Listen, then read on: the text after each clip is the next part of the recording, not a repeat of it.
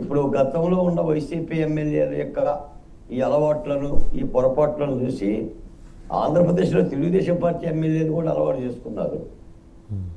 ఇప్పుడు దేహంలో అపెండిసైటిస్ అయితే ఎలా ఉంటుందో, కడుపు నొప్పి, 24 గంటల కడుపు నొప్పి, ఈ కడుపు నొప్పి వ్యవహారం పట్ల పెద్ద ఎత్తున ప్రజలు కూడా అసహించుకుంటున్నారు. దీన్ని ఆపరేషన్ చేసి తొలగించుకోవాలంటే నాకు తెలిసి ఇప్పుడు మీరు పంపించినట్టుగా ఈ దువ్వాడ మాధురి గారి ఈ ప్రేమాయణం కానీ, లేదంటే యాంకర్ శ్యామల గారి కామెంట్లు కానీ, లేదా కొంతమంది నాయకులు మాట్లాడుతున్న విధానాలు కానీ చాలా ఇబ్బందికరంగానే ఉంది. మరి అది మేము అనుకున్నది ఏంటంటే ఏదో కొత్త ప్రభుత్వం వచ్చింది, పాత ప్రభుత్వం పోయింది, కాస్త అన్నీ అందుబాటులోకి వస్తాయి. మీకు ఎక్కువ మాట కూడా చెప్తున్నారు, ఇసుక ధరలు కూడా పెద్దగా అందుబాటులో లేవు ఆంధ్ర రాష్ట్రంలో. రమణ లోడిస్తూ ఉన్నట్టుగానే ఉంది. గత ప్రభుత్వంతో పోలిస్తే ఈ ప్రభుత్వంలో కూడా అందుబాటులో లేవని చెప్పేసి తెలుగుదేశం పార్టీ నాయకులే, కార్యకర్తలే గ్రామాలు ఇబ్బంది పడుతున్నది. నందిగామ అసెంబ్లీ నియోజకవర్గం ఉన్నది. ఇక్కడ తెలుగుదేశం పార్టీ మండల నాయకులు లోడ్ ఎత్తేసారు. ఎక్కడ ఇసుక లేదు. మీరు ఆన్లైన్లో బుక్ చేసినా కూడా ఇసుక దొరకడం లేదు.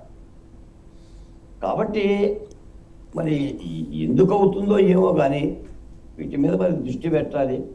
ఒకటి మాత్రం నిజమండి, నేను నిన్న మొన్న కూడా విన్నా, ఆంధ్రప్రదేశ్లో జరిగిన లడ్డూ కల్తీ వ్యవహారం అంటే ఒక పెద్ద ఎత్తున ఒక అపచార కార్యక్రమం కూడా సనాతన ధర్మం వరకు వెళ్ళిపోయింది. ఇప్పుడు లడ్డూ కల్తీ మీద మాట్లాడాలా, సనాతన ధర్మం మీద మాట్లాడాలా అర్థం కావట్లేదు. అసలు సనాతన ధర్మం ఏంటో ప్రజలకు తెలియదు. ఆ సనాతన ధర్మం ఎక్స్పైరీ కార్డు ఏనాడు 400 సంవత్సరాల క్రితం మనం సనాతన ధర్మంలో బతికే ఇక్కడ దాకా వచ్చాం. హిందూ సమాజం కూడా తన రూపం మార్చుకుంటూ అవలక్షణాలు మొత్తం తీసేసుకుంటూ మంచి లక్షణాలు ఉంచుకొని ప్రజలకి దగ్గర అయ్యే ప్రయత్నం చేస్తుంది. ఇంకా ప్రక్షాళన జరగాలి. హిందూ మతం కానీ సమాజం కానీ ఇంకా ప్రక్షాళన కార్యక్రమం జరుగుతూ ఉంది. అందుకని ఇటీవల దళిత గోవింద్ అని చెప్పేసి కార్యక్రమాలు పెట్టారు గతంలో. అంటే స్వామివారిని కూడా దళితులకు దగ్గర చేయాలి అనే కార్యక్రమం మూలన. అందుకని నేను అనేది ఏంటంటే చాలా రచ్చ నాకు అటు తెలంగాణ రాష్ట్రం కంటే మా ఆంధ్ర రాష్ట్రంలో కూడా ఈ విధమైన కార్యక్రమాలు చేయటం అనేది కొద్దిగా బాధాకరమే. దీన్నేమో ఎంత దాచుకున్నా నిజం కాకుండా పోతుందా? నేను అనేది ఏంటంటే ఇలా వ్యవహరించే నాయకుల పట్ల పార్టీలు లేదా పార్టీలో ఉన్న క్రమశిక్షణ సంఘాలు చర్యలు తీసుకోకపోతే ఆ పార్టీనే పలసలు పడతాయండి. అలా పడ్డాయి కూడా. అసలు కులాల పేరు మీద తిట్టుకోవటం, లేదా మతాల పేరు మీద తిట్టుకోవటం, ఇంకా ఛాలెంజ్లు చేసుకోవటం, వాట్సాప్లో సోషల్ మీడియాలో రంకెలు వేయటం, ఇవన్నీ ప్రజలకు అవసరమా? ఎంటర్టైన్మెంట్ వ్యవహారాలు కూడా కావు, రెచ్చగొట్టే వ్యవహారాలు తప్ప ఇంకా ఏమీ కావు. కాబట్టి మరి పార్టీలే చేసుకోవాలి. పార్టీలు అంటే ఏదో ఎన్నికల్లో పోటీ చేశాము, గెలిపించారు, మేమేదో పథకాలు పెడతాం కాదు.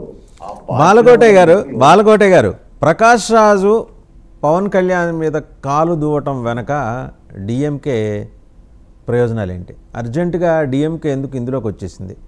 డిఎంకే ఆయన భుజాన్ని వేసుకుందా? ఆయన డిఎంకేని భుజాన్ని వేసుకుని తిరుగుతున్నారా? ఎవరిని ఓన్ చేసుకున్నారు, ఎవరిని డిజోన్ చేసుకుంటున్నారు? అసలు ఏంటి పని? పొరుగు రాష్ట్రంలో ఉన్న పార్టీకి ఏంటి పని? ఇన్వాల్వ్ అవటం, కేసులు పెట్టించటం పవన్ కళ్యాణ్ మీద. ఆయన డిప్యూటీ సీఎంఏ, ఈయన డిప్యూటీ సీఎంఏ. I'm sitting with deputy CM. ఎందుకు ఎటకరాలు ఆయనకి? అవును సార్, ఇప్పుడు గతంలో ఉదయనిధి మారను సనాతన ధర్మం మీద ఒక కామెంట్ చేశాడు. అది ద్రవిడ సంస్కృతి. ఆయన మద్రాసు డిప్యూటీ సీఎం. దానికి అనుగుణంగా మన ఆంధ్ర డిప్యూటీ సీఎం గారు సనాతన ధర్మానికి కట్టుబడి ఉంటానని కామెంట్ చేశాడు. అసలు సనాతన ధర్మం ఎక్కడుందో సార్ మీకు తెలియదేమని చెప్పండి. ఇప్పుడు హిందూ ధర్మం ఉంది తప్ప సనాతన ధర్మం ఏడుంది? ఎక్కడుండే బాల్య వివాహాలు, ఎక్కడుండే సతీసాగమనం, ఎక్కడుండే దళితుల ఆలయ ప్రవేశ నిషిద్ధం, ఇవన్నీ కూడా పాతకాలం. బతికాం చాలా సమాజం. అంబేద్కర్ గారు కూడా దోషులతో మంచినీళ్ళు తాగాడు. అంబేద్కర్ గారికి గుర్రపడి కట్ల. అంబేద్కర్ గారు చెరువు ఉద్యమాలు చేశాడు. ఆనాటి సనాతన ధర్మం ఇలా పోసేవాళ్ళు కదా మంచినీళ్ళు, 2 గ్లాసుల సిద్ధాంతాలు. అంటే సమాజం ముందుకు పోతున్న సమాజాన్ని వెనక్కి తీసుకొద్దామని చెప్పి వీళ్ళు అన్నా కూడా అది సాధ్యపడదండి. ఏదో రాజకీయాల కోసం ఇప్పుడు ఉదయనిధి మారిన సనాతన ధర్మాన్ని నాశనం చేస్తానంటాడు. ఇక్కడ డిప్యూటీ సీఎం గారు దాన్ని కాపాడుతానంటాడు.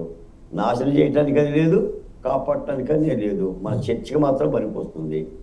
ఇప్పుడు ఉత్తరాలు రాసుకున్న యుగం దగ్గర నుంచి సెల్ ఫోన్ల యుగం వరకు వచ్చాం. పట్టుబట్ట మారింది, బొట్టు తీరు మారింది, మానవ జీవనం మారింది, గ్లోబలైజేషన్ వచ్చింది. అమెరికాని 24 గంటలు వెళ్ళిపోతున్నాం, చంద్రుడి మీద పోతున్నాం, సూర్యుడి మీదకి ప్రయత్నం చేస్తున్నాం. ఇంత ఆధునిక సైంటిఫిక్ సమాజంలో మతాన్ని ఒక విశ్వాసంగా, ఒక నమ్మకంగా, భగవంతుని ఒక ఆరాధ్యంగా అంతవరకు భావిస్తేనే అది ప్రజలు స్వీకరిస్తారు తప్ప దాని మీద రాజకీయాలు చేద్దామని చెప్పేసి అనుకున్నా కూడా చాలా ఇబ్బందికరమైన వాతావరణం అవుతుంది. ఇంతకీ పివి సునీల్ కుమార్ ఎపిసోడ్ని ఇంకా ఎందుకు తీసుకోలేదా అనుకుంటే, సరే అక్టోబర్ నెల షెడ్యూల్లో భాగంగా ఆ ఎపిసోడ్ని తెర మీద తీసుకొచ్చినట్టు ప్రభుత్వం అందరూ అనుకుంటున్నారు. నిజమేనా సార్? పివి సునీల్ కుమార్కి సంబంధించిన విషయంలో ఆయన ద్వారా బాధితులైన రఘురామకృష్ణరాజు గారు ఆయన వదలరండి. వదలను బొమ్మాలి వదలను అన్నట్టుగా ఆయన పదే కూటమి ప్రభుత్వాన్ని కూడా గుర్తు చేస్తున్నాడు. ముఖ్యమంత్రికి లేఖలు రాస్తున్నాడు. తనను కస్టోడియల్ టార్చర్ చేశారు, దాని మీద చర్యలు తీసుకోవాలనేది ఆయన ఒక ఎజెండాగా పెట్టుకున్నాడు. జరిగిన మాట కూడా యథార్థమే. తప్పనిసరిగా పివి సునీల్ కుమార్ కానీ ఆ కేసుకు సంబంధించిన వ్యవహారంలో ఉన్న వాళ్ళందరూ కానీ చర్యలు తీసుకోవాలి. నిన్న కూడా నందిగం సురేష్ అలా బయటకు వచ్చాడు లేదో మళ్ళీ మరో హత్య కేసుతో మళ్ళీ లోపలికి వెళ్ళాడు. అంటే నేను అనేది ఏంటంటే జనతా గ్యారేజ్ పనులు స్టార్ట్ అయినాయి ఆంధ్రప్రదేశ్లో. వీళ్ళు గత 5 ఏళ్ల పరిపాలనా కాలంలో జరిగిన లోపాలని చట్టపరమైన కార్యక్రమాలు చేస్తున్నారు. ఆ కాదాని జిత్వాని కానీ లేదంటే ఈ యొక్క కార్యాలయం మీద దాడులు కానీ కొన్ని అంశాలను మాత్రం చూసుకుంటున్నారు. ఒక మాట మాత్రం నిజమంటే రాష్ట్ర ప్రభుత్వం కానీ చంద్రబాబు నాయుడు గారి కక్షపూర్తమైన ధోరణిలో కాకుండా చట్టబద్ధమైన కార్యక్రమాల ప్రకారంగా చర్యలు తీసుకుంటున్నారు తప్ప ఏదో వెళ్ళిపోదాం, మా మీద దాడి చేశారు కాబట్టి వాళ్ళని ఇబ్బంది పెడదాం అనే అంశంలో అయితే పోట్ల. ఎందుకంటే కాదాంబరి ఇక్కడే ఉంది, ఇప్పటికే ఉంది. మీకు ఒక సత్యం చెప్పానా వాసుదేవ్ గారు, కాదాంబరి గారు బొంబాయి వెళ్ళటం లేదు, విజయవాడలో ఉన్నారు, ఆంధ్రప్రదేశ్లో. ఎందుకుంది?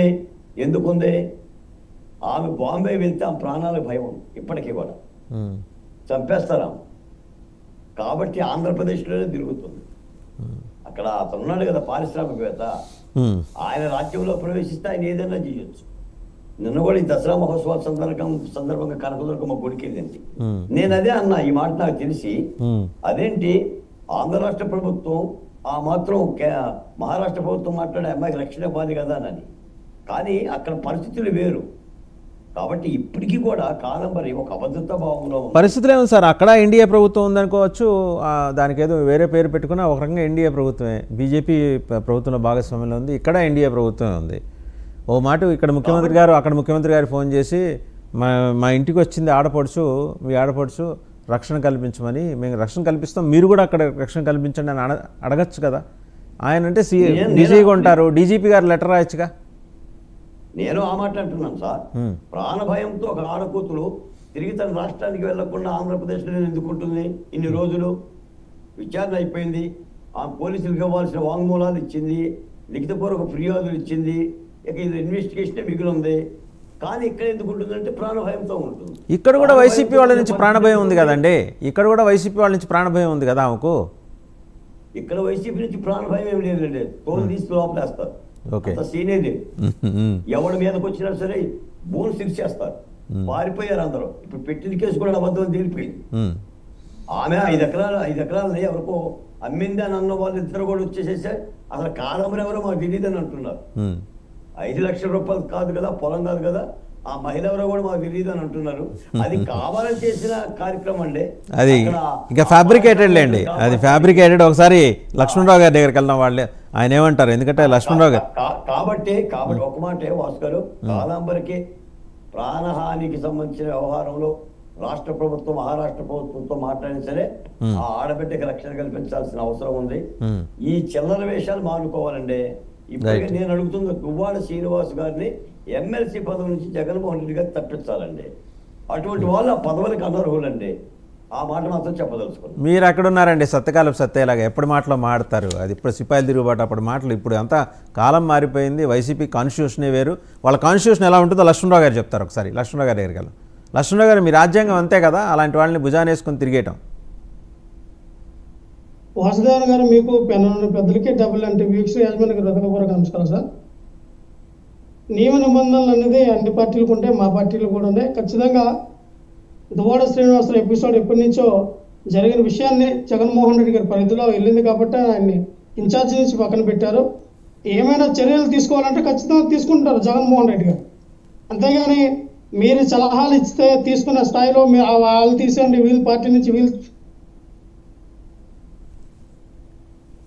ఆడియో ఫ్రీజ్ అయిందండి. లక్ష్మణరావు గారు మీరు కొంచెం సిగ్నల్ ఉన్న చోట మీరు ఏర్పాటు చేసుకోండి. మళ్ళీ మీ దగ్గరకు వస్తాం. మీ ఆడియో ఫ్రీజ్ అయింది. ఒక మాట జగడం సత్యనారాయణ గారి దగ్గరికి వెళ్దాం, టీడీపీ అధికార ప్రతినిధి. సో జగడం సత్యనారాయణ గారు వచ్చిందా? ఓకే, మీ ఆడియో ఫ్రీజ్ అవుతుంది, చెక్ చేసుకోండి. లేదు, మధ్యలో ఫోన్ వచ్చింది సార్. మాట్లాడండి. ఎందుకంటే ఖచ్చితంగా పార్టీకి ఏ వ్యక్తుల వల్లైనా నష్టం కలుగుతుందంటే ఆ వ్యక్తుల మీద చర్యలు తీసుకోవడానికి జగన్మోహన్ రెడ్డి గారు రెడీగా ఉన్నారు. అలాగే ఈ రోజున ఇంకో విషయం అన్నారు, ఏదైతే పొంగనూరులో జరిగినటువంటి బాలిక విషయంలో జగన్మోహన్ రెడ్డి గారు నేను 9వ తారీఖున వస్తానని ఆయన ప్రకటన చేయగానే అక్కడ ముగ్గురు మినిస్టర్లు, హోమ్ మినిస్టర్ గారు వెళ్ళి వాళ్ళ తల్లిదండ్రులతో ఒక స్టేట్మెంట్ ఇప్పించుకున్నారు వాళ్ళకు అనుకూలంగా. మంచిదే, కానీ ఇదేదో ముందు ఆ పిల్ల తప్పడిపోయిన రోజున పోలీసు కంప్లైంట్ ఇచ్చినప్పుడు ఆ శ్రద్ధ మీరు చూపిస్తుంటే ఖచ్చితంగా ఆ యొక్క పిల్లని మీరు వెతుకుంటే ఆ పిల్ల బతికుండేది కదా. చేతులు కాలాక ఆకులు పట్టుకోవడం అంటే అదే. అంటే ఆ పిల్ల చనిపోయి ఆ పిల్ల యొక్క శవం దొరికిన తర్వాత మీరు స్పందించడం ఏంటి? ఒక సినిమా వచ్చిందండి, నార్త్ ఇండియా సినిమా. ఒక ఎమ్మెల్యే, ఒక మినిస్టర్ ఇంట్లో ఆ 2 పనస పళ్ళు 2 కూడా ఆ చెట్టువి ఎవరో తీసుకెళ్ళిపోతారు. దాని మీద పోలీసులు పనిచేస్తారు, కానీ ఆ ఊర్లో 15 మంది అమ్మాయిలు తప్పడిపోతారు, కిడ్నాప్ గురవుతారు. ఆ విషయం పక్కన పెట్టేస్తారు. కానీ ఆ పనసకాయలు వెతకడానికి వెళ్తారు పోలీసులు అందరూ కూడా. 15 మంది అమ్మాయిలు కిడ్నాప్ అయిన విషయాన్ని పక్కన పెట్టేస్తారు. అలా తయారైంది ఆంధ్రప్రదేశ్లో పోలీసు వ్యవస్థని. ఆ రకంగా చంద్రబాబు నాయుడు గారు తీసుకొచ్చారు. అలాగే ఇంకా పివి సునీల్ కుమార్ గారి విషయం అంటారా? పివి సునీల్ కుమార్ గారి విషయంకి వచ్చేసరికి మరి రఘురామకృష్ణరాజు గారు వైఎస్ఆర్ పార్టీలో ఎంపీగా ఉండి ఆయన ఆ పార్టీలోనే మరి జగన్మోహన్ రెడ్డి గారికి వ్యతిరేకంగా మాట్లాడటం, లేనిపోయిన వివాదాలు సృష్టించడం, రచ్చబండ కార్యక్రమం పెట్టి ఆయన ఏదో నేను ఉద్ధరిస్తున్నాను కదని ఏదో ఒక టీవీ ఛానల్ ఏవైతే ఆ టీవీ ఏబిఎన్ ఉన్నాయో ఉదయాన్ని కూర్చొని ఇష్టాసనంగా మాట్లాడటం, తిరుగుబాటునే వ్యక్తపరిచారు. సరే, జగన్ అక్కడ ఏమైనా వాస్తవాలు మాట్లాడారంటే అన్నీ అబద్ధాలే. సరే, ఆయన అరెస్ట్ చేసిన తర్వాత ఆయన విచారణ చేసి బయటకు వదిలేస్తే ఇక నన్ను పివి సునీల్ కుమార్ గారు కొట్టారు, సిఐడిగా చీఫ్ ఉండేటప్పుడు ఇక నాకు దెబ్బలు తగిలేదని చెప్పి ఆయన ఒక రిపోర్ట్ తీసుకొస్తే అక్కడ గుంటూరులో ఉన్నటువంటి ల్యాబ్కి, ఏదైతే ఆర్మీ ల్యాబ్కి పంపిస్తే వాళ్ళు క్రిస్టల్ క్లియర్ గా చెప్పారు, ఎక్కడ కూడా ఎటువంటి దెబ్బ తగలేదు, ఎటువంటి ఇది లేదు. అంటే మరి సికింద్రాబాద్ ఆర్మీ హాస్పిటల్లో పెద్దగా చదువుకున్న డాక్టర్లు లేరా? వాళ్ళు ఆ రిపోర్ట్ ఎందుకు ఇచ్చారు సార్? అలాగా ఆయనకి దెబ్బలు తగిలినాయి, కాళ్ళు వాచినాయి, ఆయనకు అరిపాదాలు అరికాళ్ళలో చూస్తే ఇంతలో వాపులు ఉన్నాయని మళ్ళీ గుర్తు చేసుకోవాలి. వాసుదేవన్ గారు ఇచ్చిన దాంట్లో ఒక్క దెబ్బ అయితే ఉంది, కానీ అది వీళ్ళు కొట్టిన ద్వారా ఏర్పడిన దెబ్బ కాదు. ఆయన కారులో కానీ ఆయన ఏదైతే స్టేషన్ తీసి బయటకు వెళ్ళినప్పుడు ఇంటి దగ్గర జరిగినటువంటి వయసు రీత్యా వచ్చినటువంటి దెబ్బలుగానే తగిలినాయి తప్ప ఎక్కడ కూడా పోలీసు వారు ఆ థర్డ్ డిగ్రీ ఆయన మీద ఉపయోగించలేదని క్రిస్టల్ క్లియర్ గా స్టేట్మెంట్లు కూడా ఇవ్వడం జరిగింది. సో దీన్ని కూడా సుప్రీంకోర్టులో నేను ఒక పని చేస్తాను లక్ష్మణరావు గారు, ఆ రిపోర్ట్ కాపీ నా దగ్గర ఉంది. సికింద్రాబాద్ ఆర్మీ హాస్పిటల్ ఇచ్చిన రిపోర్ట్ కాపీ మీకు పంపిస్తా. ఎందుకంటే నేను కాస్త కూస్తో నాకు వాళ్ళు వాళ్ళు ఇంగ్లీష్లో రిపోర్ట్ ఇచ్చినా నాకు కూడా కొంత అర్థమైంది, ఎంతో కొంత చదువుకోవటం వల్ల నాకు కూడా అర్థమైంది. దాంట్లో మాత్రం చాలా క్రిస్టల్ క్లియర్గా ఇచ్చారు. మనం వాస్తవాన్ని వాస్తవంగా మాట్లాడుకుందాం లక్ష్మణరావు గారు. ఆయనకి వైసీపీకి ఏమైనా రాజకీయపరమైన వైరుధ్యాలంటే అది మీ ఇద్దరికి సంబంధించిన వ్యవహారం, అక్రాస్ ది టేబుల్ కూర్చోండి మాట్లాడుకోండి. బట్ ఒక హాస్పిటల్ ఇచ్చిన రిపోర్ట్ని అలా ఇవ్వలేదని మీరు చెప్పే ప్రయత్నం ఉంది, చూసారా? అది కరెక్ట్ కాదు లక్ష్మణరావు గారు, కైండ్లీ కరెక్ట్. మీకు పత్రికల్లో వచ్చింది, నా దగ్గర రిపోర్ట్ ఉంది అంటున్నా, నా దగ్గర రిపోర్ట్ ఉంది. రిపోర్ట్ చదివిన తర్వాత నేను మీతో చెబుతున్నా. వాసు సార్ గారు నేను మాట్లాడినా సార్, నా దగ్గర క్రిస్టల్ క్లియర్ గా రిపోర్ట్లు కూడా ఉన్నాయి, నేను కూడా చదివాను. అక్కడ ఈ సుప్రీంకోర్టులో రఘురామకృష్ణ గారు సుప్రీంకోర్టులో ఇస్తే 3 సంవత్సరాలు అది సుప్రీంకోర్టులో నడిచిన తర్వాత దీనివల్ల ఏమీ మరి హాని కలగలేదు రఘురామకృష్ణరాజు గారికి అని చెప్పి ఆ కోర్టు దాన్ని తిరస్కరించింది, రిజెక్ట్ చేయడం కూడా జరిగింది. అయినా మళ్ళీ ఈయన ఎఫ్ఐఆర్కి వెళ్ళారంటే దానికి కారణం ఏంటంటే, ఎప్పుడైతే రఘురామకృష్ణరాజు గారిని అరెస్ట్ చేస్తున్నటువంటి విజయపాల్ గారు ఆంధ్ర యొక్క విచారణ సంస్థలో ఉన్నారో ఆయన్ని ఇబ్బంది పెడుతూ ఉన్నారు. మీరు ఒక రిపోర్ట్ ఇవ్వండి, నన్ను కొట్టారని రిపోర్ట్ ఇవ్వండి అంటే ఆయన ఒప్పుకోలేదని ఆయన మీద కూడా ఆయన కుటుంబ సభ్యులందరూ కూడా ఈయన హింస పెడుతూ ఉన్నాడు. కానీ ఎక్కడ కూడా ఆయన ఎస్ ఇది జరిగిందని లేకపోతే అబద్ధాలు ఆడాలని ఎక్కడ కూడా విజయపాల్ గారు ఒక స్టేట్మెంట్ ఇవ్వాల. ఎందుకంటే ఆయన ఖచ్చితంగా నిజమే మాట్లాడారు. ఆ విజయపాల్ గారిని ఇబ్బంది పెట్టే కార్యక్రమంలో అయ్యే నన్ను బెయిల్ మీద వచ్చారని ఆయన, అరే నువ్వు ఇలా బెయిల్ మీద వస్తావని చెప్పి ఆయన మీద కక్ష, అలాగే సునీల్ కుమార్ గారి మీద కక్ష. ఇదేంటంటే ఒక దళితుడి మీద ఇన్ని స్టేట్మెంట్లు ఇచ్చినప్పుడు ఒక ఎస్సీ సామాజిక వర్గానికి చెందినటువంటి సునీల్ కుమార్ గారి మీద అనేక రకాల స్టేట్మెంట్లు ఇచ్చినప్పుడు ఆయన మీద ఎందుకు మరి ఎస్సీ అట్రిసిట్ కేసు నమోదు చేయాలా, ఈ గవర్నమెంట్ ఎందుకని చేయాలా? అంటే సునీల్ కుమార్ అనే వ్యక్తి దళితుడు, ఒక ఎయిమ్స్ సంస్థ పెట్టుకుని ఈ రాష్ట్రంలో అనేక రకాలుగా దళితులందరినీ ఉద్యమపరుస్తూ ఉన్నాడు. దళితులకి ప్రత్యేక దళిత వాళ్ళు రావాలి, పంచాయతీలు ఏర్పడితేనే దళితులందరూ అభివృద్ధి పదంలో ఉంటారని ఒక మంచి కార్యక్రమం చేసినటువంటి పివి సునీల్ కుమార్ లాంటి వ్యక్తి బహుశా ఈసారి రెండోసారి కానీ వైఎస్ఆర్ పార్టీ అధికారంలోకి వస్తే ఏపీకి మన ఆంధ్రప్రదేశ్ రాష్ట్రానికి డీజీపీ క్యాడర్ ఉన్నటువంటి వ్యక్తి, ఆ వ్యక్తిని బద్నాం చేయాలని, ఏదో రకంగా ఇబ్బంది పెట్టాలని కక్షపూరితమైన చర్యలు చేస్తున్నటువంటి రఘురామకృష్ణరాజు గారికి ఒక్కటే ఎజెండా, పివి సునీల్ కుమార్ గారిని ఎలాగైనా ఇబ్బంది పెట్టేయాలి, ఇంకేం ఉండవు ఆయనకి. ఆయన గౌరవ ఎమ్మెల్యే, ఇంతకుముందు ఎంపీ, ఇంకేం ఉద్యోగాలు ఉండవు ఆయనకి. ఏం మాట్లాడతారు ఆయన ఒక ఎమ్మెల్యే అండి, ఇది ఒక్కటేనా? ఆయనకి వ్యక్తిగతంగా ఆయన మీద దాడి జరిగి చాలా దుర్మార్గంగా పాశవికంగా ఆయన మీద దాడి చేస్తే క్వశ్చన్ చేయకూడదు. ఎక్కడున్నాను సార్ లక్ష్మణరావు గారు? మనం ఎటువంటి దాడి జరగల, ఆయన కుట్రపూరితంగా ఇరికించాలని చూస్తూ ఉన్నారు. ఖచ్చితంగా దీన్ని ఏ రకంగా అయితే న్యాయపరంగానే సునీల్ కుమార్ గారు ఎదుర్కొంటారు. సునీల్ కుమార్ అంత అసాధారణమైన వ్యక్తి కాదు. రఘురామకృష్ణులు అంటారు 100 మంది వచ్చినా ఆయన ఏం చేయలేరు కూడా. ఖచ్చితంగా చెప్తా ఉన్నారు, రాసి పెట్టుకోండి. ఇంకా గట్టిగా వెళ్తే గట్టిగా వెళ్ళే పరిస్థితిగా ఏర్పడుతూ ఉంటది. ఎందుకంటే రఘురామకృష్ణ గారికి ఇది వార్నింగ్ అనుకుంటారు, ఏదనుకుంటారు అనుకోండి. మీరు అంబేద్కర్ యొక్క ఫ్లెక్సీలు పెడితే ఇష్టాసంగా చింపేసి అక్కడ ఉన్నటువంటి అల్లారం మొక్కలతో మీరు హేళన చేపించారు. దాని మీద కూడా ఎస్టీ అట్రిసిట్ కేసు సుమోటుగా పెట్టాలి. అంత తమాషాలుగా ఉందా మీకు? అంబేద్కర్ బొమ్మ కనబడితే రాజకీయం చేస్తారు, అంబేద్కర్ విగ్రహాల దగ్గర రాజకీయం చేస్తారు, ఆ ఫ్లెక్సీలు కడితే చింపేస్తారు, దళితులు కనబడితే వాళ్ళ మీద హింసిస్తారు. అంటే ఒక ఐఏఎస్ ఐపీఎస్ దళితుల్లో ఉన్నతమైన స్థితిలో ఉండడం మీకు నచ్చరా? వాళ్ళ ఒక ఉన్నతమైన పొజిషన్ లో ఒక సిఐడి ఆఫీసులు ఉంటే మీకు కళ్ళు కుట్టుకున్నాయా? అంటే ఏ రకంగా వాళ్ళు ఇబ్బంది పెట్టలేదు కదా మీరు. ఖబర్దార్ ఇంకోసారి చెప్తూ ఉన్నా, పివి సునీల్ కుమార్ గారి విషయంలో మాత్రం మీరు ఎటువంటి దీనికి వెళ్తే గట్టిగా స్పందన ఉంటుంది రాష్ట్రం మొత్తం మీద, మీరు ఎదుర్కోవడానికి సిద్ధంగా ఉన్నారు. రైట్, ఒకసారి జనసేన సుజాత గారి దగ్గర వస్తాను మీ దగ్గరికి. జనసేన సుజాత గారు జత్వాన గురించి అన్నారు. జత్వానైనా పవన్ కళ్యాణ్ గారు కాపాడటానికి ఉన్నారు, చంద్రబాబు నాయుడు గారు కాపాడటానికి ఉన్నారు. నిన్న ప్రత్యేకమైన దర్శనం ఇప్పించారండి కనకదుర్గమ్మ గుడిలో. మరి సామాన్య భక్తులందరూ కూడా దర్శనానికి 5 గంటలు 10 గంటలు వెయిట్ చేస్తే ప్రత్యేకంగా తీసుకెళ్లి దర్శనం ఇప్పించారంటే ఆవిడ ప్రాణాలు కాపాడలేరండి. ఆవిడతో గేమ్ ఆడిపిస్తూ ఉన్నారు.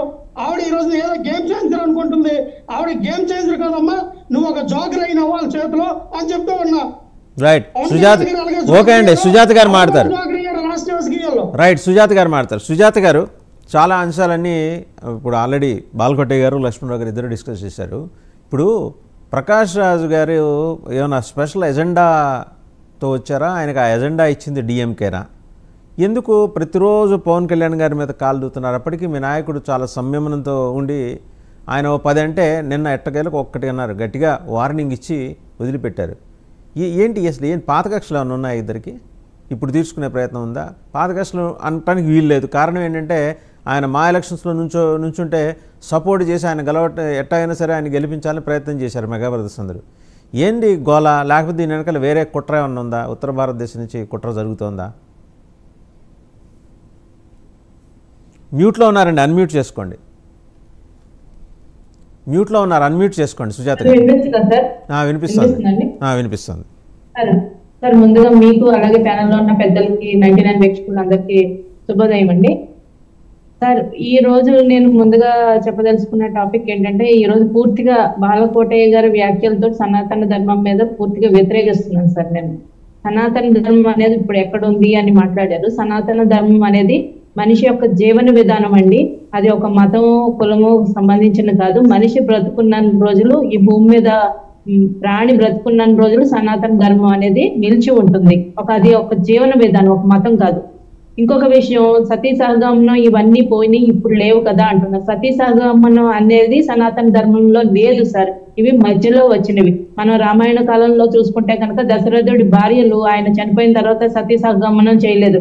అలాగే భారతం కాలంకి వచ్చేటప్పటికి కుంతీదేవి చేయలేదు. ఇవన్నీ మధ్యలో వచ్చినవి, సనాతన ధర్మం మీద ముసుగులో మన మీద రుద్దబడినవి. దయచేసి ప్లీజ్ దీంట్లో క్లారిఫికేషన్ తెచ్చుకోండి మీరు.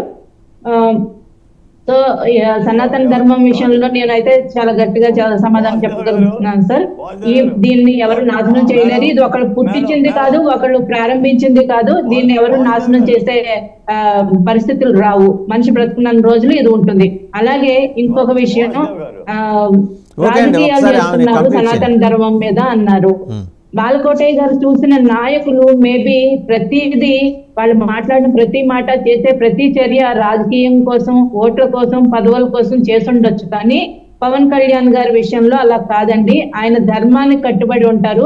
ఆయన స్పీచ్ మీరు మొన్న కనుక విన్నట్టయితే కనుక, నేను ఒక డిప్యూటీ సీఎం గాను, ఒక సినిమా స్టార్ గాను మాట్లాడట్లేదు, ఒక సామాన్య వ్యక్తిగా మాట్లాడుతున్నాను.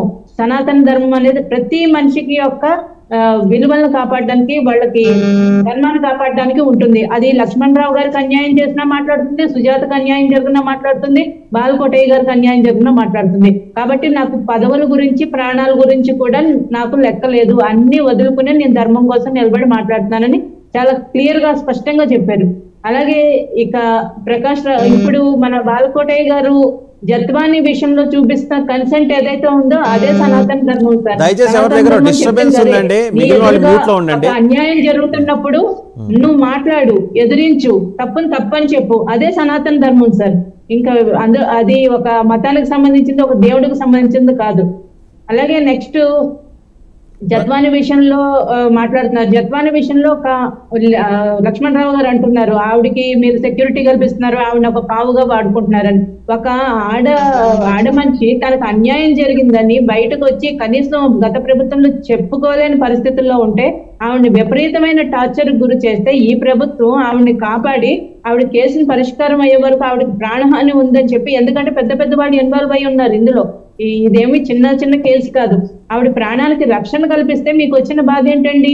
ఆవిడ ఒక జోకర్ కింద, ఆవిడ ఒక పాము కింద బాగుట్టుకోవడం ఏంటండి? ఒక లేడీని పట్టుకుని మీరు అలా జోకర్ కింద అన్ని ఎలా మాట్లాడగలుగుతారండి?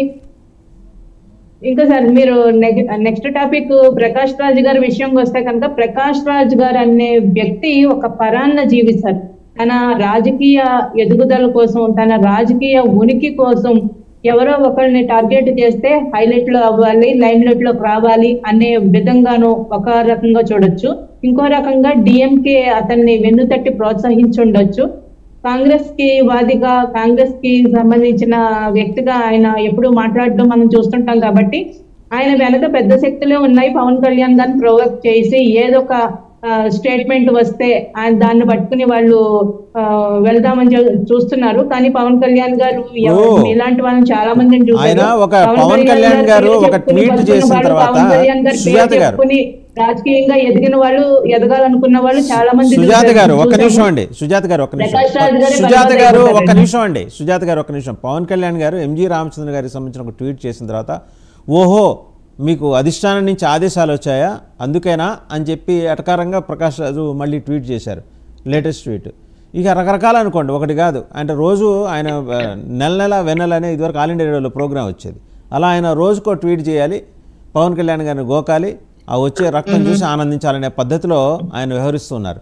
మీరు సంయమనంతోనే వెళ్తున్నారు. బట్ నేననేది అంటే దీని వెనకాల ఏమైనా కాన్స్పిరసీ థియరీ నడుస్తుందా?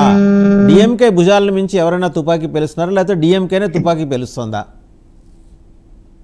సార్ పవన్ కళ్యాణ్ గారు ఎంజి రామచంద్రరావు గారి గురించి చెప్పింది ఇప్పుడు కాదండి, ఇప్పుడు ట్వీట్ వేశారు. కానీ ఒక 10-15 ఏళ్ల క్రితం కూడా కాదు, ఇంకా లాంగ్ బ్యాకే ఆయన గురించి, ఆయన సిద్ధాంతాల గురించి, ఆయన దగ్గర నుంచి నేర్చుకోవాల్సిన విషయాల గురించి ఒక ఇంటర్వ్యూలో చెప్పారండి. అప్పటి నుంచి పవన్ కళ్యాణ్ గారితో ఒక ఎజెండా అయితే లేదు కదండి.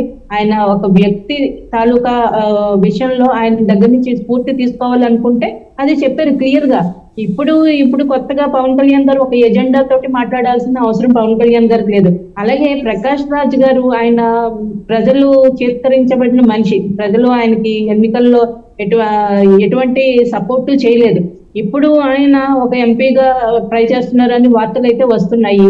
సో మేబీ ఆయన రాజకీయ ఎదుగుదల కోసం పవన్ కళ్యాణ్ గారిని ఉపయోగించుకొని ఆయన సినిమా ఫీల్డ్ కి సంబంధించిన వ్యక్తి కాబట్టి తను అనడానికి అవుట్ రైట్ గా తను రైట్స్ అన్ని తీసుకున్నట్టు, తనకే హక్కులన్నీ ఉన్నట్టు తను మాట్లాడుతున్నాడు. పైగా అక్కడ ఏమైందంటే స్టాలిన్ వాళ్ళ విషయంలో వచ్చేటప్పటికి ప్రకాష్ రాజు పవన్ కళ్యాణ్ గారితో పనిచేసిన వ్యక్తి, ప్లస్ తెలుగు ప్రజలందరికీ తెలిసిన వ్యక్తి, తెలుగు మాట్లాడగలిగే వ్యక్తి కాబట్టి ప్రకాష్ రాజ్ త్రూ వాళ్ళు ఆయన భుజం మీద కనిపెట్టి వాళ్ళు యుద్ధం చేస్తున్నారని భావిస్తున్నాం సార్.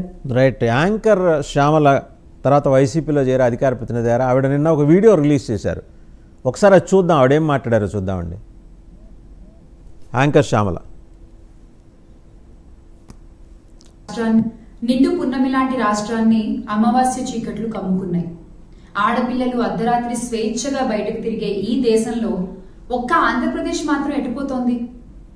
ఓట్ల కోసం గ్యారంటీలతో ప్రజల్ని బురుడి కొట్టించి అధికారంలోకి వచ్చిన ఈ కూటమి పాలనలో పసిబిడ్డలు సైతం జంకుతున్నారు. పొద్దుకు 10 సార్లు పొంగనాలు కొట్టే పోసెట్టి పుంగనూరు ఘటనపై ఏమంటావు చెప్పు? అన్నయ్య అన్నావంటే ఎదురవనా అంటూ ప్రచారాల సమయంలో సినిమా డైలాగులు కొట్టి అధికారంలోకి వచ్చిన ఇప్పటి నాయకులు జరుగుతున్న అఘాయిత్యాలపై, అత్యాచారాలపై నోరు మెదపరేం సామి? రామరాజ్యాన్ని రావణ కాష్టంగా మార్చినటువంటి ఈ కూటమి పాలనలో ఆడపిల్లలకి రక్షణ లేకపోవడం అనేది సిగ్గుచేటు. మాకు మా ఆడపిల్లల మాన ప్రాణాలే ముఖ్యం. బాబు గారు, మీ సొంత జిల్లాలో ఇంత జరిగితే, ఇంత ఘోరం జరిగితే, ఇంత అఘాయిత్యం జరిగితే మీకేం అనిపించట్లేదా అండి? బాబు వస్తే అది వస్తుంది, బాబు వస్తే ఇది వస్తుంది, ఇవన్నీ దేవుడెరుగు. ప్రాణాలు పోతున్నాయి సార్ మీరు వచ్చాక. నిండు పున్నమి లాంటి రాష్ట్రాన్ని. రైట్. జగడం సత్యనారాయణ గారు, ఆవిడ శ్యామలు ఏమన్నారో విన్నారు కదా. మీరు వచ్చిన తర్వాత ప్రాణాలు పోతున్నాయట. ఎక్కడో డిస్టర్బెన్స్ ఉందండి, కైండ్లీ మ్యూట్ చేసుకోండి మిగిలిన వాళ్ళు దయచేసి. సత్యనారాయణ గారు మాట్లాడతారు. నమస్కారం సార్. వాసుదేవన్ గారు. నమస్తే అండి, చెప్పండి. నమస్తే, చెప్పండి. ఇప్పుడు ఏమంటారు, యాంకర్ మాట్లాడిన దాని గురించి చెప్పంటారా? యాంకర్ కాదండి, ఆవిడ ప్రస్తుతం వైసీపీ అధికార ప్రతినిధి. అంటే మొన్నటి వరకు రెడ్డి గారు ఎవరు ఉండేవారు కదా, ఒక ఇటువంటి ఆర్ట్ టాపిక్స్ మాట్లాడి మేడం ఎవరో గుర్తురావట్లేదు నాకు. మీకు ఏమైనా ఐడియా ఉందా? వెంకటరెడ్డి పద్మ గారండి. కాదు మేడం యూట్యూబ్ లో చేస్తుంటారు కదా. వెంకటరెడ్డి గారు కాదు మేడం, కాదు సార్. సరే చెప్పండి, ఇప్పుడు ఆవిడ మాట్లాడిన దాని మీద. ఆ రెడ్డి మేడం గారు ఇలాగే వైసీపీ తరపుని కొత్త పలుకుతూ మా అన్నయ్యని ఇలాగ అంటున్నారు, మా అన్నయ్య జగన్ నేను ఇలాగ అంటున్నారు, అలాగే ఎత్తున్నారు అని చెప్పి చాలా వీడియోలు రిలీజ్ చేసింది. పేరు సడన్ గా గుర్తు రావట్లేదు. ఇప్పుడు ఆవిడ పోస్టులు ఆవిడ కొంచెం వల్గర్ గా మాట్లాడేది లాంగ్వేజ్, ఈవిడ కొంచెం పాలిష్ గా మాట్లాడుతుంది. అంటే వైసీపీ అరేంజ్ చేసుకున్నటువంటి స్టార్స్ వీళ్ళందరూ కూడా వీళ్ళని రాజకీయ నాయకులుగా మనం చెప్పుకోవాల్సినటువంటి అవసరం లేదు. రేపొద్దున ఈ టాపిక్ అన్న అయిపోయిన తర్వాత ఈవిడ వెళ్ళిపోతుంది, తర్వాత ఈవిడ వెళ్ళిపోయిన తర్వాత మళ్ళీ ఎవరైనా కావాలి తీసుకొచ్చి ఆ పార్టీ పెట్టుకుంటారు. అది వీళ్ళ రూల్స్. వాళ్ళకి పెద్ద ఇంపార్టెన్స్ ఇచ్చి, వాళ్ళ మాటలకు ఇంపార్టెన్స్ ఇచ్చి మనం పరిపాలన చేస్తున్నటువంటి నాయకుల గురించి మనం చర్చలోకి రావడం. జరిగిన సంఘటన మీద ఆవిడ ప్రశ్నించిందండి. జరిగిన సంఘటన మీద ఒక పార్టీ అధికార ప్రతినిధిగా ఆవిడ స్పందించింది. సత్యనారాయణ గారు, మేము వాటిని పట్టించుకోమంటే మీరు డెమోక్రటిక్ స్పెక్ట్రంలో అండి. ఒక నిమిషం మీరే మాట్లాడండి. డెమోక్రటిక్ స్పెక్ట్రంలో మీకు నచ్చినా నచ్చకపోయినా వాళ్ళు మాట్లాడతారు, మీరు వినాలి, సమాధానాలు చెప్పాలి. ఆవిడ మాట్లాడింది మీకు నచ్చకపోవచ్చు, బట్ ఏదో ఒక అంశం మీద ఆవిడ మాట్లాడేది. ఇలాగే ఐటమ్ గార్డ్స్ తీసుకొచ్చి పెడతారు వాళ్ళని చెప్తున్నాను మీకు. ఎవరిని మళ్ళీ you have to withdraw your word. ఎందుకంటే ఐటమ్ గర్ల్స్, ఐటమ్ గార్డులు ఇలా అంటారు. ఎలా అంటారు ఒక అధికార ప్రతినిధి రేపు పొద్దున మిమ్మల్ని అంటే మీరు ఊరుకుంటారా? ఖచ్చితంగా అంటే వీళ్ళ పాత్ర అదే. వీళ్ళకి ఏ నాలెడ్జ్ ఉందని మాట్లాడుతున్నారు. ఒక సూటుకి మీరు ఇవ్వండి, మీ నాలెడ్జ్ సెంటర్ లో కూర్చోబెట్టి వాళ్ళకి నాలెడ్జ్ ఇవ్వండి. మీ నాలెడ్జ్ సెంటర్ లో కూర్చోబెట్టి వాళ్ళకి నాలెడ్జ్, జ్ఞానం, వాళ్ళకి జ్ఞానం ప్రసాదించండి సార్. సత్యనారాయణ గారు, ఇట్లా వీళ్ళకి నాగరికత, సంస్కారం తెలియని వాళ్ళందరినీ మీరు కూర్చోబెట్టి సంస్కరించి పంపించండి. ఆవిడ అసలు ఏం మాట్లాడటానికి వీల్లేదంటే కరెక్ట్ కాదు కదా. ఇలాగే మొన్నటి వరకు కూడా రోజా గారు కూడా ఇలాగే నోరు పారేసుకున్నారు. అనంత యాక్టర్ కాబట్టి ఆవిడ కొంచెం యాక్ట్ చేయగలిగింది, ఆభావాలు చూపించగలిగింది అని చెప్తున్నాను. ఈవిడ సాఫ్ట్ గా చెప్తుందని చెప్తున్నాను. ఐటమ్ గార్లు అంటే ఐటమ్ గార్లు ఏంటంటే సాంగ్స్ ఉపయోగించి వర్డింగ్ కాదు నేను మాట్లాడతా, రాజకీయంగా. సార్ అయితే చంద్రబాబు నాయుడు గారు చాలా బిజీగా ఢిల్లీలో రాష్ట్రానికి రావాల్సినటువంటి రైల్వే జోన్ కానీ, లేకపోతే స్టైల్లో స్టీల్ ప్లాంట్ కలిపే విధానాన్ని కానీ, ఇంకా పోలవరం గురించి కానీ, అమరావతి గురించి కానీ అనేక కార్యక్రమాలతో ఆయన బిజీగా ఉంటే వీళ్ళకి ఏమీ లేకుండా ఇటువంటి కప్పదాటు రాజకీయాలతో మరి వైసీపీ పొందలేనటువంటి విమర్శలు చేస్తుంది. ఎందుకంటే దానికి కారణం నిజంగా ప్రజలు 11 సీట్లతో వాళ్ళని ఆపేయడమే.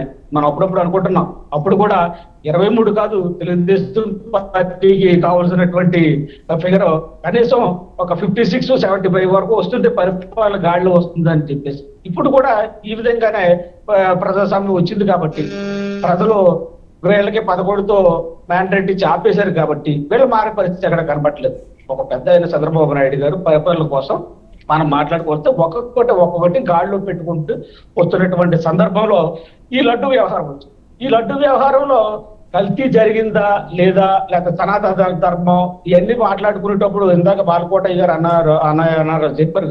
సనాతన ధర్మం అంబేద్కర్ పోరాటం చేశారు, మహత్యరు పోరాటం చేశారు, లేకపోతే దళిత ఉద్యమాలు చాలా ఆయన పార్టిసిపేట్ చేసి దీని మీద మాట్లాడారు అంటే ఉన్నాయి. ఆ విధానంలో పోయే కొప్పర చిప్పల్లో కాపీలు దళితులకు ఇచ్చినటువంటి సందర్భాలు అనేక కోనసీమలో మా తాతలు ముత్తాతలు చూసినటువంటి సందర్భాలు ఉన్నాయి. అయినప్పటికీ కూడా అక్కడ ఇక్కడ ఒక నాయకుడికి నోటు దురుసు అనేది ఉండకూడదు సార్. ఏ నాయకుడికైనా సరే, మా పార్టీలో ఉన్న నాయకులకైనా సరే, ఆ పార్టీలో ఉన్న నాయకులకైనా నోటు దురుసు వ్యవహారం తెలిసినట్టు అసలైనటువంటి పాలిటిక్స్ డైవర్షన్ అయిపోయి ఇటువంటి చర్చకు రావాల్సినటువంటి పరిస్థితి వస్తుంది. ఈరోజు దువ్వాడ శ్రీనివాస్ అంతా మనం తీసుకొచ్చి అతను పర్సనల్ వ్యవహారాలను ఈరోజు మనం చర్చించుకోవాల్సిన పరిస్థితి. పర్సనల్ వ్యవహారం అతను ఒక ఎమ్మెల్సీగా ఉన్నటువంటి వ్యక్తిని మనం ఉన్నాడు కాబట్టి మనం చర్చించుకోవాల్సిన పరిస్థితి వచ్చింది. కానీ పార్టీ అక్కడ ఏం చేసింది, ఇన్ఛార్జ్ వ్యవస్థ నుంచి మాత్రం ఇందాక మన తమ్ముడు లక్ష్మణ్ అయితే చెప్తున్నాడు, ఇన్ఛార్జ్ నుంచి తొలగించారండి. ఇన్ఛార్జ్ నుంచి తొలగించడం పార్టీ నుంచి తొలగించారు అటువంటి వ్యక్తుల్ని. పబ్లిక్ గా అతను ఇద్దరు అనుకున్నటువంటి బాధ్యత కూడా ఏం మాట్లాడుతున్నాడు. ఒక ఆవిడ విదేశాల గురించి మాట్లాడుతుంది, ఇక్కడ నుంచి ఇక్కడ ఐటమ్స్ చేసి ప్రజలను మభ్య పెట్టే కార్యక్రమం ఈవిడ ఉంటుంది. అక్కడ ప్రజాధనం లూటే అయ్యే పరిస్థితి కనబడే పరిస్థితిలో ఆ నియోజకవర్గంలో అతని కోటాలో ఎమ్మెల్సీ హోదాలో ఎన్నో కార్యక్రమాలు చేయవలసినటువంటి మనిషికి ఇటువంటి దాంట్లో ఇరుక్కుపోతుంటే జగన్మోహన్ రెడ్డికి కళ్ళు కనబట్టలేదు ఏంటని చెప్పేసి నేను కూడా మీ ద్వారా ప్రశ్నిస్తూ ఉన్నాను. ఎందుకంటే పార్టీ నుంచి సస్పెండ్ చేస్తే తప్పేంటి? చంద్రబాబు నాయుడు గారు మనం సస్పెండ్ చేశారు కదా. అలాగే తర్వాత ఇంకా నోటు దురుసు ఉండకూడదని చెప్తున్నాను. అసలు తప్పు లక్ష్మణ్ కూడా చెప్పాడు ఇందాక. రఘురామకృష్ణరాజు గారు వైసీపీలో ఉండగా బాగా విమర్శిస్తున్నారని చెప్పి మేము కూడా భావించాం. స్వయంగా ఆయన భీమవరస్తే స్వయంగా నేను కూడా కలిసి మంచి నాయకుడు అని చెప్పేసి అభినందించడానికి తర్వాత ఎమ్మెల్యే అయ్యారు. ఎమ్మెల్యే అయిన తర్వాత ఏం చేశారు, ఆయన చాలా మంది దళితులకు వ్యతిరేకంగా మారే పరిస్థితికి వచ్చింది. ఆయన వ్యతిరేకంగా మారడం వల్ల తెలుగుదేశం పార్టీ వైపు కూడా ఇటువంటి వ్యక్తులకి ప్రోత్సహిస్తున్నారని చెప్పేసి ఒక లెక్కలో అయితే దళితులు మళ్ళీ ప్రారంభమయ్యే పరిస్థితి వచ్చింది. అతనికి అతను బాధ ఎందుకు? ఒక అంబేద్కర్ ఫ్లెక్సీని అతను స్వయంగా ఒక అధికారిని పిలిచి అక్కడ ఏమైనా ప్రాబ్లం ఉంటే ఒక ఎంఆర్ఓను ఒక కలెక్టర్ వాళ్ళు పిలిచి మాట్లాడుకోవచ్చు. ఆయన స్వయంగా తీసే పరిస్థితి ఇలా కనబడింది. నేను పార్టీలో కూడా ఎందుకు మాట్లాడుతున్నానంటే ఇటువంటి నోటు దురుసు వాటిలో ఎక్కడ కూడా నాయకులు చేస్తే ఆయా పార్టీలు చాలా ఇబ్బందులు ఉంటాయి ఖచ్చితంగా. అలాగే ఈ రోజు దువ్వాడ శ్రీనివాసరావు కానీ లేకపోతే ఇందాక మాట్లాడినటువంటి మేడం వారు కానీ అంటే మీరు చెప్పినటువంటి అది వైసీపీ అధికార ప్రతినిధి మాట్లాడుతూ పార్టీకి నష్టాలు జరుగుతుంటాయి. మా పార్టీ కూడా నష్టం జరుగుతున్నాయి. మన కూడా అవసరం ఉంది. ఇక్కడేమో ఒక పక్క ఇతరు డాక్టర్ని చంపేశారని మేము చెప్తున్నాం. సుధాకర్ లాంటి వ్యక్తిని చంపేశారు. ఆ కేసు ఏమైంది, ఆ కేసు మా ప్రభుత్వం డీల్ చేస్తుందో లేదని చెప్పి ఎంతోమంది దళితులందరూ ఎదురు చూస్తున్న మళ్ళీ నానాజీ వచ్చి ఒక డాక్టర్ మాస్క్ లాగి కొట్టడం, ఇవన్నీ కూడా పార్టీలకి మధ్య మా పార్టీకైనా ఏ పార్టీకైనా ఇటువంటి నోటు తొడుస్తున్నటువంటి వ్యక్తిని ప్రజాస్వామ్యంలోకి రానివ్వకూడదు. మరి మీ పార్టీలో ఏం చర్చించుకోవట్లేదా సత్యనారాయణ గారు? ఇటువంటి వ్యవహారాలు జరగకుండా అన్ని పార్టీలు జాగ్రత్త పడకపోతే ప్రజాస్వామ్యానికి చాలా ముప్పు వాటిల్లే పరిస్థితి. సత్యనారాయణ గారు, రఘురామకృష్ణరాజు గారి ఎపిసోడ్ లో మీ పార్టీలు ఏం మాట్లాడుకోలేదా? మీకు కూడా వాళ్ళకి క్రమశిక్షణా సంఘాలు ఉన్నాయని అడిగారు. మీకు అసలు బ్రహ్మాండమైన క్రమశిక్షణా సంఘం, బ్రహ్మాండమైన నాలెడ్జ్ సెంటర్ ఉన్నాయి కదా, ఇవి మాట్లాడుకోవట్లేదు అక్కడ వాటి మీద? ఒక మాట అనేసి బాబు మీకు ధనం అంటే సరిపోద్దా సార్? ఒక ప్రజాప్రతినిధి మాట అనేసి మీకు ధనం అంటే సరిపోద్దా? నేను పార్టీ పరంగా మాట్లాడే పరిస్థితి కాదు ఇక్కడ చెప్తున్నాను మీకు. ఎందుకంటే అటువంటి నోటు దురుసు వ్యవహారాలు ఏ రాజకీయ నాయకుడికి ఉండకూడదు అని చెప్తున్నాను. ఇందాక మరి తమ్ముడు సునీల్ కుమార్ వ్యవహారం గురించి చెప్పుకొచ్చాడు. సునీల్ కుమార్ వ్యవహారం ప్రభుత్వం తన పని తీసుకెళ్లే పరిస్థితుల్లో వ్యవహారం నడుస్తూ ఉంది.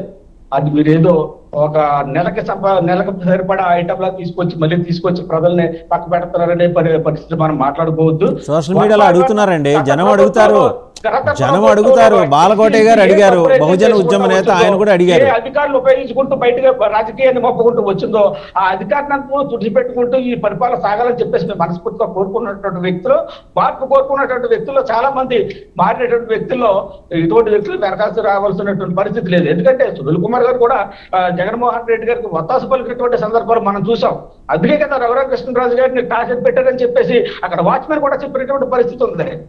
అక్కడ ఉన్నటువంటి పెట్టారు సార్, అది నిజం సార్. సునీల్ కుమార్ గారు అన్న టీము రఘురామకృష్ణరాజు గారిని టార్గెట్ పెట్టిందని చెప్పేసి వాంగ్మూలం వచ్చింది కదా. మరి ఇటువంటి పరిస్థితులు వచ్చినప్పుడు చట్టం ఆ విధంగా వెళ్ళడంలో తప్పేమీ లేదు. కానీ నెలకొక ఐటమ్ తీసుకురాకుండా అసలు దళితుల పట్ల గత వైసీపీ ప్రభుత్వం ఏమైతే చేసిందో అన్నింటిలో కూడా ఏమైతే అనుకున్నాం మనం కూడా 1 by 1 గట్టు పట్టాలెక్కి దళితుల యొక్క మనోభావాలు కాపాడుకోవాల్సిన పరిస్థితి మా పార్టీ కూడా ఈరోజు ఉందని చెప్పేసి నేను మీ ద్వారా కోరుతా ఉన్నాను. బాలకోటే గారు మాడతారు ఒకసారి. బాలకోటే గారు చాలా అంటే సెల్ఫ్ కాంట్రడిక్టరీ ఇష్యూస్ అన్ని తెలుగుదేశం నాయకులు తెర మీద తీసుకొచ్చారు. రఘురామకృష్ణరాజు గారిని సపోర్ట్ చేస్తారు, మళ్ళీ ఆయన విధానాన్ని తోలనాడతారు. అలా అని ఆయన టీడీపీ నాయకుడిగా తోలనాడారా అంటే కాదట, వ్యక్తిగత స్థాయిలో తోలనాడారు, అదే దాన్ని అబ్జెక్షన్ చెప్పారండి. ఎట్లా ఎందుకు పార్టీ ఎందుకు ముందుకు రావట్లేదు? అలాంటప్పుడు కేవలం ఒక దళిత నాయకులే ముందుకు వచ్చి మాట్లాడే పరిస్థితి ఎందుకు వస్తుంది? అన్ని పార్టీల సంగతి నెట్టిన వైసీపీ అంటే తీసేయండి, వాళ్ళకి క్రమశిక్షణా సంఘం ఇట్లాంటి వాటి మీద విశ్వాసం లేదు, నమ్మకాలు లేవు, అట్లాంటి భ్రమలు కూడా లేవు వాళ్ళకి.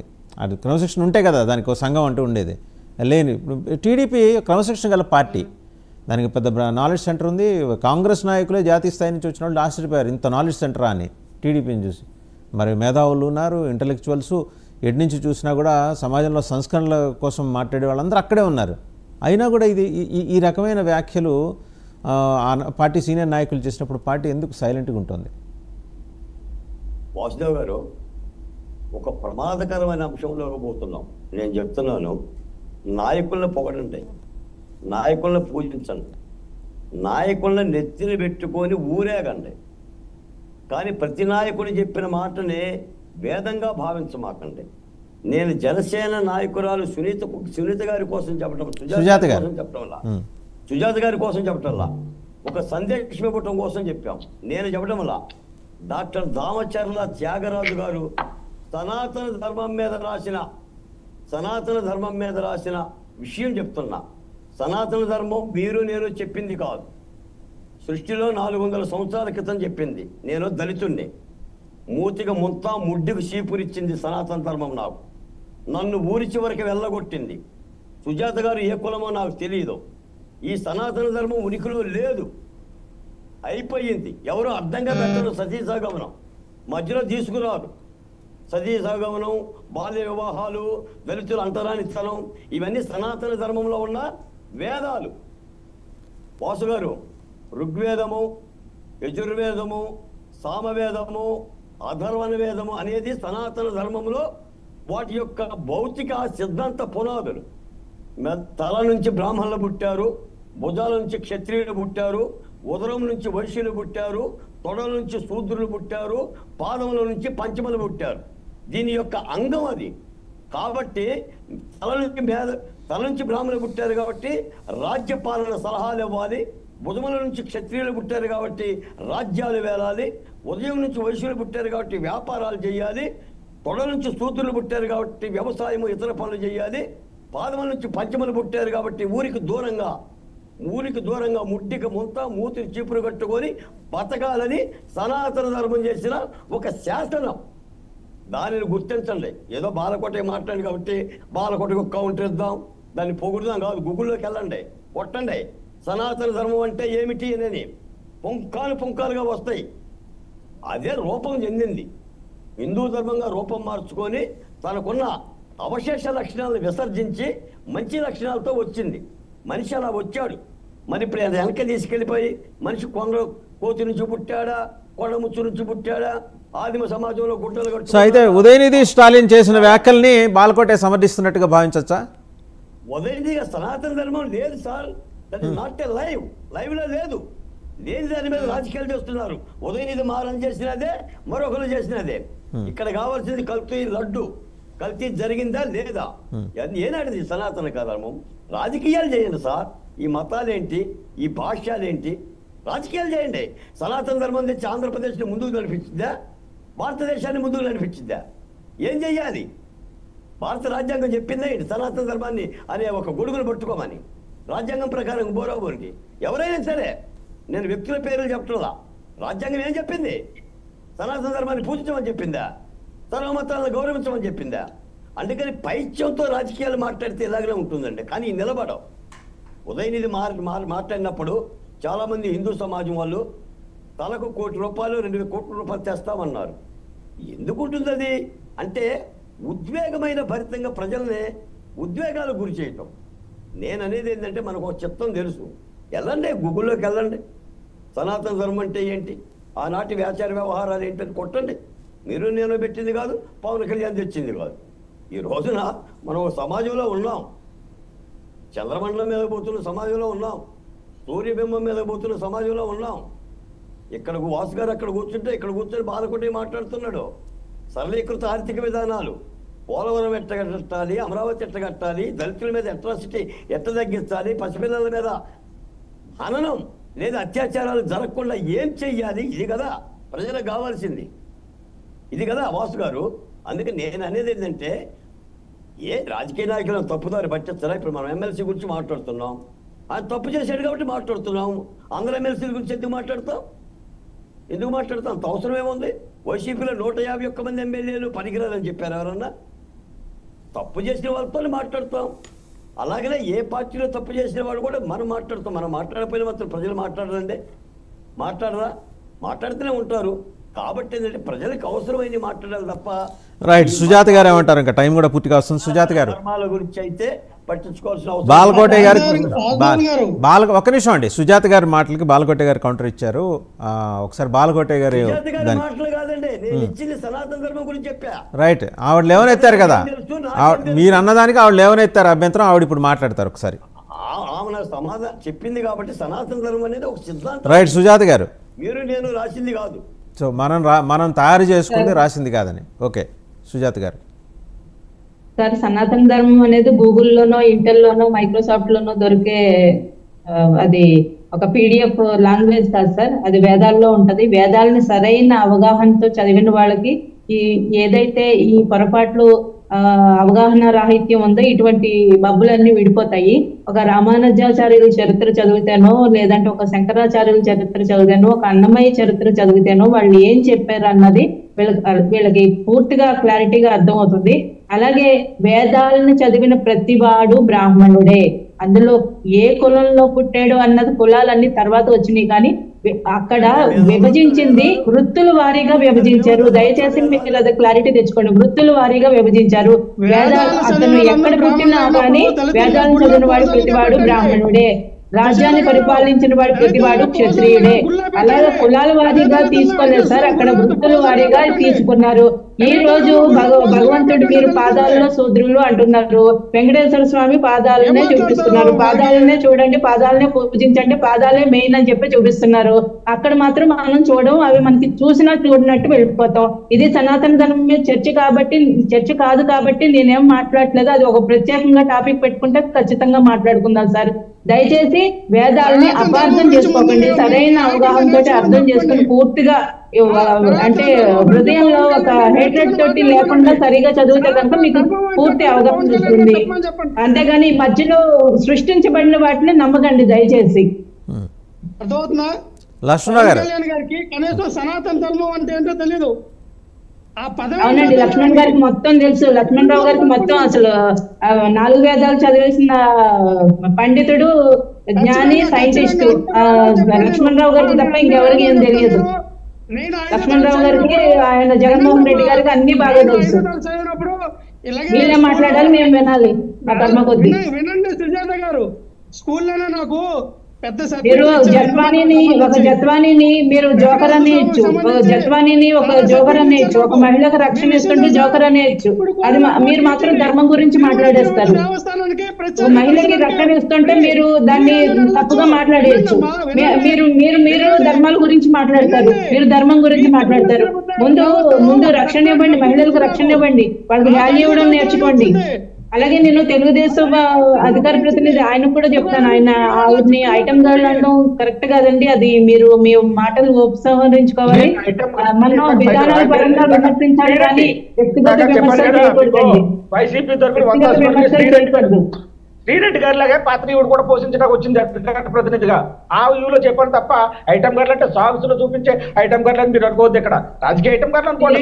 శ్రీరెడ్డి గురించి అసలు మనం శ్రీరెడ్డిని ఒక పావు కింద వైద్యులు చాలా దారుణంగా అందరినీ మాట్లాడిపించారు. చెప్పింది తప్పుడు ఉద్దేశంలో వాడు తీసుకెళ్లే అవకాశాలు ఉంది కాబట్టి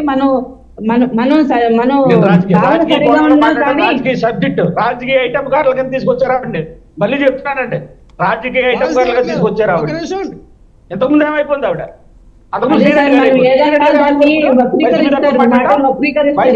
మాట్లాడే శ్రీరెడ్డి గారు ఏమైపోరు? మా అన్నయ్యని ఎలాగైనా ఎత్తున్నారు కదా ఆవిడ. ఇంతగా పేరు గుర్తురాక నేను చెప్పలేదు, అందుకని చెప్తున్నాను. ఇక్కడ రాజకీయ ఐటమ్ చూసాను మనం, అంతే తప్ప.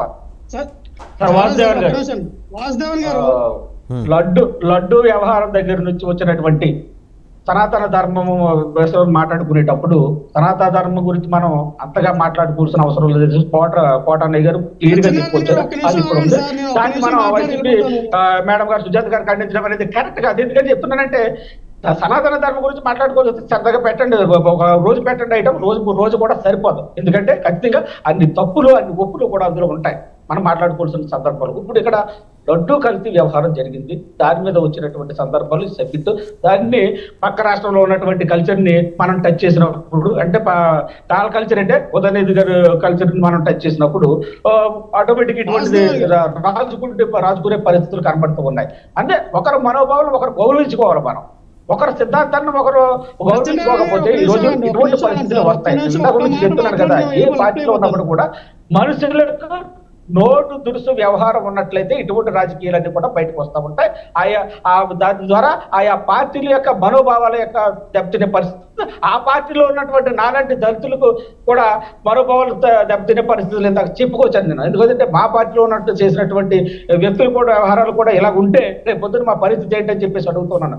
వాళ్ళు జరిగాయి, వైసీపీలో దళితుల పట్ల దాడులు జరిగాయి, వైసీపీలో 27 సంక్షేమ పథకాలు తీసేశారని చెప్పేసి మహా ఉద్యమాలు చేశాం. మరి అన్నీ కూడా 1 by 1 మా పార్టీ పట్టాలు